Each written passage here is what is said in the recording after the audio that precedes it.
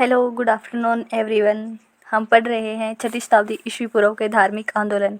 पिछली वीडियो में हमने जैन धर्म और बौद्ध धर्म को कंप्लीट किया था। इस वीडियो में हम वैष्णव धर्म, शैव धर्म और शाक्त धर्म तथा कुछ संप्रदाय जैसे कापालिक संप्रदाय और लिंगायत संप्रदाय इनको पढ़ने वाले हैं। देन शुरू करते हैं। वैष्णव अर्थात भागवत धर्म। भगवान श्री कृष्ण को भागवत कहकर पूजे जाने के कारण ही उनसे संबंधित संप्रदाय भागवत संप्रदाय कहलाया। महाभारत काल के दौरान श्री कृष्ण को विष्णु का अवतार माना जाने लगा। तब इस धर्म को भागवत धर्म तथा आगे चलकर वैष्णव धर्म के रूप में यह प्रसिद्ध हुआ। बाद में श्री कृष्ण का समीकरण नारायण से किया गया और नारायण के उपासक जो थे वो पंचरात्रिक कहलाए। भगवान श्री कृष्ण का सर्वप्रथम उल्लेख छंदोग्य उपनिषद में मिलता है। उसमें श्री कृष्ण को देव की पुत्र व ऋषि घोर अंगिरस का शिष्य बताया गया है। ब्राह्मण धर्म में जटिल कर्मकांड एवं यज्ञ व्यवस्था के विरुद्ध प्रतिक्रिया स्वरूप उदय होने वाला पहला संप्रदाय भागवत संप्रदाय था। पतंजलि ने वासुदेव को विष्णु का रूप बताया। जो पतंजलि हैं उन्होंने वासुदेव को विष्णु का रूप बताया। ऐत्रेय ब्राह्मण में भी विष्णु को सर्वोच्च देवता बताया गया है। भागवत धर्म संभवतः सूर्य पूजा से संबंधित है। भागवत धर्म के सिद्धांत भगवत गीता में निहित हैं। जैन धर्म ग्रंथ उत्तराध्यान सूत्र में वासुदेव, जिन्हें केशव नाम से भी पुकारा गया है, और वासुदेव को 22वें तीर्थंकर जो अरिष्टनेमी है उनके चचेरे या मौसेरे भाई कहा गया है। भागवत धर्म के मुख्य तत्व भक्ति एवं अहिंसा हैं और भगवत गीता में वर्णित अवतारवाद सिद्धांत भागवत धर्म की महत्वपूर्ण विशेषता है। चतुर्विह सिद्धांत में वासुदेव, संकर्षण और प्रद्युम्न, अनिरुद्ध की उपासना होती है। वायु पुराण में इन्हें साम सहित पंचवीर कहा गया। वैष्णव धर्म में अवतारवाद का सिद्धांत महत्वपूर्ण है। विष्णु के 10 अवतार माने जाते हैं। यूनानी राजदूत मेगस्थनीज सुरसेन अर्थात मथुरा के लोगों को हेराक्लीज का उपासक बताता है, जिसका अर्थ है वासुदेव कृष्ण। सिकंदर के समकालीन यूनानी लेखक हमें बताते हैं कि पोरस की सेना अपने समक्ष हेराक्लीज की मूर्ति रखकर युद्ध करती थी। अपोलोडोट्स के सिक्कों पर पहले भागवत धर्म के चिन्ह मिलते हैं। वासुदेव श्री कृष्ण का प्रारंभिक अभिलेखीय साक्ष्य बेसनगर का जो गरुड़ ध्वज स्तंभ है उस पर मिलते हैं। वैष्णव धर्म में अवतारवाद का सिद्धांत। वैष्णव धर्म में अवतारवाद का सिद्धांत अत्यंत महत्वपूर्ण है। मत्स्य पुराण में भगवान विष्णु के 10 अवतारों का वर्णन किया गया है, जिसके अंतर्गत ईश्वर समय समय पर अपने भक्तों के उद्धार के लिए पृथ्वी पर अवतरित होते हैं। स्वयं कृष्ण भगवान कहते हैं कि सभी धर्मों को छोड़कर एकमात्र मेरी शरण में आओ, मैं तुम्हें सभी पापों से मुक्त करूंगा। जो भगवान विष्णु के 10 अवतार हैं उनको देखते हैं कौन से हैं। पहला है मत्स्य। विष्णु ने मत्स्य के रूप में अवतार लेकर मनु, उनके परिवार, 7 ऋषियों तथा प्रलय से वेदों की रक्षा की। लेकिन है कुर्रम अथवा कच्छप। समुद्र मंथन के समय विष्णु ने कच्छप रूप में मंदराचल पर्वत को पीठ पर धारण किया और नागवासुकी की डोर बनकर अमृत व लक्ष्मी सहित 14 रत्न प्राप्त किए। फिर है वराह। हिरण्यकश्यप नामक राक्षस ने एक बार पृथ्वी को विश्व समुद्र के तल में ले जाकर छिपा दिया था। तब विष्णु ने वराह रूप धारण कर राक्षस का वध किया तथा पृथ्वी को अपने दांतों से उठाकर यथास्थान स्थापित कर दिया, मतलब वहीं पर जहाँ पहले थी वहीं पर स्थापित कर दिया। फिर नरसिंह अवतार लिया। हिरण्यकश्यप नामक एक असुर ने ब्रह्मा से यह वरदान प्राप्त किया कि वह न तो दिन में मरे और न रात में मरे, न उसे देवता मार सके और न ही उसे मनुष्य मार सके। उसके पुत्र प्रहलाद की पुकार पर विष्णु ने नरसिंह अवतार धारण किया और हिरण्यकश्यप को गोधूलि के समय मार डाला और तथा प्रहलाद को राजा बनाया। गोधूलि होती है संध्या का समय, ना दोपहर और ना रात, शाम का समय। वामन अवतार। बलि नामक राक्षस का दमन करने के लिए विष्णु भगवान ने वामन का अर्थ कई पर ब्राह्मण लिया जाता है और कई पर बोने के रूप में। तो वामन रूप धारण कर उसने दान में 3 पग भूमि मांगी जो बलि नामक राक्षस था उससे। बलि ने स्वीकार कर लिया। विष्णु ने विशाल आकार धारण करके 2 ही पग में पृथ्वी, आकाश से और अंतरिक्ष को नाप दिया। तीसरा पग नहीं उठाया तथा बलि के लिए पाताल लोक छोड़ दिया और राजा बलि पाताल लोक चले गए। फिर है परशुराम अवतार। जमद अग्नि ब्राह्मण के पुत्र के रूप में विष्णु ने परशुराम अवतार लिया। एक बार जमद अग्नि को कीर्तिवीर्य नामक राजा ने लूटा। परशुराम ने उसे मार डाला। कीर्तिवीर्य के पुत्रों ने जमद अग्नि को मार डाला। फिर परशुराम अत्यंत क्रोधित हुए और समस्त क्षत्रिय राजाओं का विनाश कर पृथ्वी को 21 बार वीरों से विहीन कर दिया।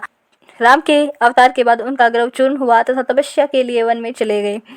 फिर राम अवतार। श्रीलंका के राजा रावण के आतंक को समाप्त करने के लिए अयोध्या के राजा दशरथ के पुत्र राम के रूप में विष्णु ने अवतार लिया। राम ने रावण सहित कई राक्षसों का संहार किया। नेक्स्ट है कृष्ण अवतार। मथुरा के राजा कंस के अत्याचारों से प्रजा की रक्षा हेतु वासुदेव एवं देवकी के पुत्र के रूप में श्री कृष्ण का अवतार हुआ। कंस, जरासंध और शिशुपाल आदि का वध किया। महाभारत के युद्ध में पांडवों का साथ देकर दुर्योधन कौरवों के आतंक का अंत कर पृथ्वी पर सत्य, न्याय और धर्म की स्थापना की। फिर बुद्ध के रूप में अवतार लिया। शाक्य नरेश सुद्धोधन के पुत्र गौतम बुद्ध को विष्णु का अवतार माना गया है। सनातन धर्मावलंबी इन्हें देव के रूप में पूजते हैं। जयदेव द्वारा रचित गीत गोविंद के अनुसार बुद्ध ने रक्त रंजित पशु बलि प्रथा का अंत किया। फिर कल की अवतार जो है यह 10वां अवतार है, जो कि अभी तक लिया गया नहीं है, पर ऐसा माना जाता है कि कलयुग में यह अवतार भगवान विष्णु लेंगे। यह कलयुग के अंत में भविष्य में होने वाला अवतार है। विष्णु हाथ में तलवार लेकर श्वेत अश्व पर सवार होकर पृथ्वी का उद्धार करेंगे, ऐसा माना जाता है। दक्षिण भारत में वैष्णव धर्म का विकास। दक्षिण भारत में भागवत धर्म के उपासक अलवार कहे जाते थे और अलवारों को विष्णु अथवा नारायण के प्रति अपूर्व निष्ठा और आस्था थी। अलवार शब्द का तात्पर्य है ज्ञानी व्यक्ति। भारत का गढ़ जो तमिल प्रदेश था, 7वीं से 9वीं शताब्दी का समय अलवारों के धार्मिक पुनरुत्थान का काल था। अलवार संतों की संख्या 12 बताई गई है, जिसमें तिरुमंगई, पेरिया अलवर, अंडाल और नाम अलवार आदि प्रमुख हैं। मध्ययुगीन कवयित्री मीराबाई के समान अंडाल भी कृष्ण प्रेम की दीवानी थी। नाम अलवार का जन्म तिनवेली जिले के एक वेलाल कृष्ण कुल में हुआ। उन्होंने अनेक भक्ति गीत लिखे। उनके प्रिय शिष्य मधुर कवि थे। दक्षिण भारत में आचार्य परंपरा के पहले संत नाथ मुनि थे। दक्षिण भारत में संत आचार्य रामानुज ने कांची के यादव प्रकाश से वेदांत शिक्षा ग्रहण की। कुछ औपनिवेशिक सूत्रों की व्याख्या के संदर्भ में मतभेद के चलते रामानुज ने आगे चलकर यमुनाचार्य के शिष्य बने। आचार्य रामानुज जो हैं, उन्होंने पहले यादव प्रकाश से वेदों की शिक्षा ग्रहण की, अर्थात वे उनके गुरु थे। बाद में उनके बीच कुछ मतभेद हो गया तो उन्होंने आगे चलकर यमुनाचार्य से शिक्षा लेनी शुरू की और उनके शिष्य बन गए। रामानुजाचार्य का जन्म 1016 ईस्वी में कांची के श्री पेरुबुंदूर में हुआ। इनकी मृत्यु 1137 में हुई। उन्होंने विशिष्ट द्वैतवाद का प्रतिपादन किया, मतलब विशिष्ट द्वैतवाद का सिद्धांत दिया। केरल का संत जो राजा कुलशेखर था, विष्णु का परम भक्त था। केरल के कलादी नामक गांव में जन्मे आदि शंकराचार्य ने 4 मठों की स्थापना की। गोवर्धन मठ जगन्नाथपुरी में जो कि पूर्वी भारत में है, शारदा पीठ द्वारका में जो कि पश्चिमी भारत में है, ज्योतिर्पीठ बद्रीनाथ में जो कि उत्तरी भारत में है और श्रृंगेरी पीठ कर्नाटक में जो कि दक्षिण भारत में है। स्मार्त संप्रदाय जो है वो अद्वैतवाद से संबंधित है। उसका दर्शन है अद्वैतवाद और इसके आचार्य है शंकराचार्य। इसका टाइम पीरियड है 8वीं शताब्दी है। वैष्णव संप्रदाय का जो दर्शन है वो विशिष्ट द्वैतवाद है। इसके आचार्य हैं रामानुजाचार्य और इसका टाइम पीरियड है 12वीं शताब्दी। ब्रह्म संप्रदाय के आचार्य है माधवाचार्य और यह द्वैतवाद से संबंधित है। 13वीं शताब्दी इसका टाइम पीरियड है। सनक संप्रदाय जो है वो उसके आचार्य निम्बार्काचार्य हैं और द्वैतवाद से यह संबंधित है। 13वीं शताब्दी इसका टाइम पीरियड है। रुद्र संप्रदाय इसके आचार्य हैं वल्लभाचार्य और विष्णु स्वामी। यह शुद्ध अद्वैतवाद से संबंधित है और 15वीं-16वीं शताब्दी इसका टाइम पीरियड है। शैव धर्म की प्राचीनता प्राग ऐतिहासिक साक्ष्य के संदर्भ में हड़प्पा सभ्यता के मोहनजोदड़ो की एक मुद्रा पर अंकित योगी के चित्र से आदि शिव की कल्पना की जाती है। जो हड़प्पा सभ्यता में एक मुद्रा पर शिव जैसी एक आकृति प्राप्त हुई थी, उससे कल्पना की जाती है कि प्रागैतिहासिक काल में भी शिव को देव के रूप में पूजा जाता था। संभवतः रुद्र को ऋग्वेद का विनाशकारी एवं मंगलकारी देव बताया गया है। इस प्रकार यह भारत का सबसे प्राचीनतम धर्म है। शिव का अर्थ है शुभ, कल्याण और मंगल। अथर्ववेद में शिव को भव, स्रव, पशुपति और भूपति कहा गया है। लिंग पूजा का स्पष्ट वर्णन मत्स्य पुराण में है। महाभारत के अनुशासन पर्व में बताया गया है कि भगवान कृष्ण ने संतान पाने के लिए हिमालय पर्वत पर जाकर भगवान शिव की पूजा की थी। उन्होंने शिव को संसार की आत्मा कहा। यूनानी राजदूत मेगस्थनीज ने भगवान शिव की पूजा का जिक्र डायनोसिसी नाम से किया, जो पहाड़ी इलाकों में ज्यादा प्रचलित थी। अर्धनारीश्वर की मूर्ति शिव और पार्वती के एक रूप को दिखाती है। अर्धनारीश्वर और त्रिमूर्ति में ब्रह्मा, विष्णु और महेश की पूजा की जाती है, जो गुप्त काल में शुरू हुई। भगवान शिव की सबसे पुरानी मूर्ति 1ली शताब्दी ईस्वी पूर्व में मद्रास के पास रेनीगुट्टा से मिली, जिसे गुडीमल लिंग भी कहा जाता है। मौर्य एवं मौर्यतर काल में भी शैव धर्म का विकास क्रम चलता रहा। कौटिल्य ने शिव पूजा का उल्लेख किया। राजतरंगिणी से पता चलता है कि अशोक का पौत्र जालौन शैव धर्म का अनुयायी था। मौर्योत्तर काल में कुषाण शासकों ने शैव धर्म में आस्था व्यक्त की। इसका प्रमाण उनके सिक्कों से प्राप्त होता है। गुप्त काल में शैव धर्म अत्यंत उन्नत अवस्था में था और संस्कृत के महान कवि कालिदास शैव उपासक थे। उनके प्रसिद्ध महाकाव्य कुमार संभव में शिव और शक्ति के सम्मिलित स्वरूप अर्धनारीश्वर की कल्पना की गई है। चंद्रगुप्त द्वितीय का मंत्री वीरसेन शैव धर्म का अनुयायी था। उसने उदयगिरी पर्वत पर शैव गुफा का निर्माण करवाया। नचना कुठार में पार्वती मंदिर तथा भूमरा में शिव मंदिर गुप्तकालीन है। नचना जो कुठार है वहाँ पर पार्वती जी का मंदिर है और भूमरा में शिव जी का मंदिर है। ये गुप्त काल में बनवाए गए थे और गुप्त काल में ही हरिहर की अनेक मूर्तियाँ प्राप्त हुई। हरिहर से तात्पर्य विष्णु और शिव की संयुक्त मूर्तियों से है। हर्षवर्धन के समय में ह्वेनसांग भारत आया था, जिसके अनुसार काशी शैव धर्म का प्रमुख केंद्र था और हर्षवर्धन के समकालीन शासक जो गौड़ नरेश शशांक थे और कामरूप नरेश भास्कर वर्मा थे, वे भी शैव धर्म के अनुयायी थे। दक्षिण भारत में शैव धर्म का प्रचार प्रसार नयनार संतों ने किया। उनकी कुल संख्या 63 थी। प्रमुख नयनार संत निम्नलिखित हैं। समंदर, यह एक महान नयनार संत थे। इन्होंने मथुरा में जैनों को वाद विवाद में पराजित करके वहां के राजा और पूरी जनता को शैव धर्म में दीक्षित किया। फिर है अपर, ये पहले जैन धर्म के अनुयायी थे और बाद में शैव धर्म अपनाया। इन्होंने पल्लव शासक महेंद्र वर्मन को भी शैव धर्म में दीक्षित किया। नंबी अंडार, इन्होंने नयनार संतों की रचनाओं को तमिल भाषा में एकत्रित किया। यह संग्रह तिरुमुरई कहलाता है। इसमें 11 भाग हैं। मणिक वाचकर, इन्होंने चिदम्बरी में वाद विवाद के माध्यम से श्रीलंका के बौद्धों को पराजित किया था। और नेक्स्ट है सुंदरमूर्ति और आदरनूर या फिर अक्का देवी। ये प्रसिद्ध नयनार संत थे। अक्का देवी एक महिला संत थी। मयंकदार, इन्होंने शैव सिद्धांति का विस्तार पूर्वक वर्णन किया। शैव धर्म के प्रमुख संप्रदाय निम्नलिखित हैं। पाशुपत संप्रदाय शैव धर्म का सबसे प्राचीन संप्रदाय है। पाशुपत संप्रदाय, जिसका उद्भव द्वितीय शताब्दी दूसरी शताब्दी ईस्वी पूर्व में हुआ। पुराणों के अनुसार इसकी स्थापना लकुलिस या नकुलिस ने की, जिन्होंने भगवान शिव के 18 अवतारों में से एक माना गया। लकुलिस का जन्म गुजरात के कायावरोहण में हुआ और पशुपत संप्रदाय के मुख्य सिद्धांत है कार्य। जिसमें स्वतंत्र शक्ति नहीं है उसे कार्य कहा जाता है। इसमें जड़ चेतन की सभी सत्ताएं आ जाती हैं। सेकंड है कारण, जो सभी वस्तुओं की सृष्टि का संहार करता है, यही कारण है, यही परमेश्वर शिव है। फिर थर्ड है योग, इसके द्वारा चित्त के माध्यम से जीव तथा परमेश्वर के संबंध स्थापित होते हैं। ये 2 प्रकार के होते हैं, क्रियात्मक जप और तप। सेकंड है अक्रियात्मक क्रियाओं से निवृत्त होकर तत्व ज्ञान की प्राप्ति। विधि, जीव को महेश्वर की प्राप्ति कराने वाले साधन को विधि कहा गया है, जैसे शरीर पर भस्म, मंत्र जप आदि। फिर है दुखांत, इसका अर्थ है दुखों से मुक्ति पाना, लौकिक तथा अलौकिक शक्तियों को प्राप्त करना। नेपाल के काठमांडू का पशुपतिनाथ मंदिर आज भी इस मत के श्रद्धालुओं का विशिष्ट केंद्र है। कपालिक संप्रदाय के इष्ट देव भैरव हैं, जो शिव के उग्र अवतार माने जाते हैं। यह अत्यंत उग्र, भयानक और तांत्रिक प्रवृत्ति का संप्रदाय भी था। भैरव को सूरा और नरबलि चढ़ाने की परंपरा थी। प्रमुख जो केंद्र है इसका भभूति के नाटक मालती माधव में श्रीशैल स्थान बताया गया है। फिर है लिंगायत संप्रदाय या वीर शैव संप्रदाय। इसके प्रवर्तक हैं अलम प्रभु, उनके शिष्य हैं बसव या बसवन्ना। इसका टाइम पीरियड है 12वीं शताब्दी। प्रमुख रूप से यह कर्नाटक के क्षेत्रों में उभरा और बसव का योगदान देखते हैं।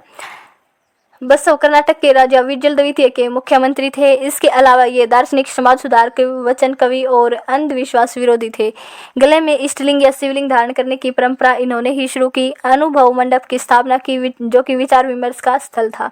कश्मीरी शैव शुद्ध रूप से दार्शनिक और ज्ञान मार्गी थे। लिंगायत संप्रदाय में पूजा के 3 रूप अपनाए गए हैं। भावलिंग, इसमें परम तत्व और श्रद्धा का अनुभव प्राप्त किया जाता है। सेकंड है प्राणलिंग, इसमें सूक्ष्म रूप होता है, साधना से प्राप्त किया जाता है। और इष्टलिंग, ये स्थूल रूप होता है, जिसे नेत्रों से देखा जा सकता है।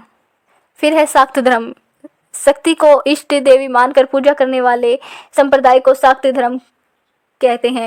मतलब शक्ति को इष्ट देवी मानकर पूजा करने वाला जो संप्रदाय था वो शाक्त कहलाया। इसकी प्राचीनता भी शैव धर्म के समान प्रागैतिहासिक काल तक जाती है। जैसे सिंधु सभ्यता में मातृ देवी की उपासना की जाती थी। ऋग्वेद के 10वें मंडल में देवी सूक्त मिलता है। महाभारत के विराट जो पर्व है उसमें धर्मराज युधिष्ठिर ने देवी विंध्यवासिनी, महिषासुरमर्दानी और यशोदा के गर्भ से उत्पन्न नारायण की परम प्रिय एवं कृष्ण की बहन कहकर उनकी स्तुति की। देवी की उपासना 3 रूपों में की जाती थी: शांति या सौम्य रूप, उग्र या प्रचंड रूप, काम प्रधान रूप। शक्ति धर्म गुप्त काल में अपने चरम उत्कर्ष पर था और पूर्व मध्य काल में देवी की उपासना अत्यंत लोकप्रिय थी।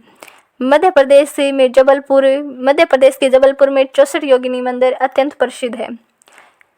शक्ति उपासना के प्रमुख केंद्र हैं कश्मीर, कांची, असम। असम में कामाख्या देवी का मंदिर है, वो भी बहुत फेमस है।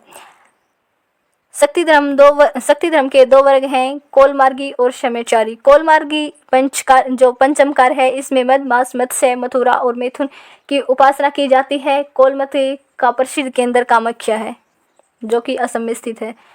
और शमयचारी जो है यह सामान्य रूप से देवी की पूजा करते थे और शक्ति संप्रदाय में देवी की 9 योनियों अर्थात 9 रूपों का वृत्त बनाकर उसके मध्य एक रूप का चित्र खींचकर चक्कर बनाया जाता था, जिसे श्री चक्र भी कहते थे। फिर है सूर्य पूजा। हिंदू धर्म में सूर्य देव को प्रकाश, ऊर्जा और जीवन के स्रोत के रूप में अत्यंत पूजनीय माना जाता है। वे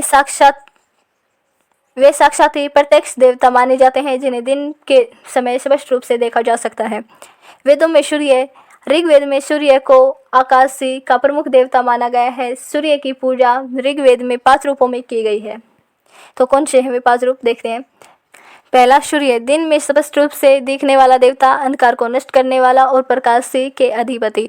इन्हें चक्षु अर्थात नेत्र कहा गया है क्योंकि यह संसार को देखने योग्य बनाते हैं। जो है सविता के रूप में सूर्य को पूजा गया है। ऋग्वेद में सविता जो है यह संसार में गति और ऊर्जा का संचार करने वाले देवता के रूप में पूजा गया और सूर्य के प्रेरक और संकीर्य रूप का प्रतिनिधित्व करते थे। गायत्री मंत्र इन्हीं को समर्पित था। मित्रता, सौहार्द और अनुशासन के देवता। सूर्य के नियमबद्ध संचार से नियंत्रित करने वाले देव और सामाजिक व्यवस्था बनाए रखने में सहायक हैं।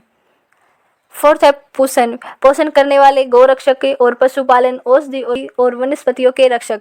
सूर्य के जीवनदायिनी शक्ति का प्रतीक भी है। 5वां जो है विष्णु, सूर्य का क्रियाशील और गतिशील रूप। उन्हें उरुक्रम विशाल पग वाले और उरुगाय विशाल गति वाले कहा गया है। त्रिविक्रम के रूप में आकाश में 3 पगों से सूर्य के उदय, मध्य और अस्त की गति का वर्णन किया गया है। सूर्य पूजा के प्रमुख स्थल हैं मंदिर। उनमें पहला है मोढेरा जो कि गुजरात में है। यह प्रसिद्ध सूर्य मंदिर सोलंकी वंश द्वारा बनवाया गया था। वास्तुकला में यह अद्वितीय है। फिर है ओशिया और सिरोही जो कि राजस्थान में है। यह सूर्य उपासना के प्राचीन केंद्रों, जैन और वैदिक परंपरा दोनों से प्रभावित है। कोणार्क जो कि ओडिशा में है, यह सूर्य का रथ रूपी मंदिर है जिसमें 24 पहाड़ियों पर स्थित दिखाया गया है। इसे ब्लैक पैगोडा या श्याम पैगोडा नाम से भी जाना जाता है। तो ये था हमारा चैप्टर 6वीं शताब्दी ईस्वी पूर्व के धार्मिक आंदोलन हुए कंप्लीट। इसमें हमने बौद्ध धर्म, जैन धर्म, शैव धर्म, वैष्णव धर्म और शाक्त धर्म को पढ़ा। कापालिक संप्रदाय और लिंगायत संप्रदाय के बारे में पढ़ा। सूर्य पूजा के बारे में पढ़ा। इसी के साथ हमारी फर्स्ट यूनिट भी कंप्लीट और ये वाला चैप्टर भी कंप्लीट। कल हम PYQ करने वाले हैं।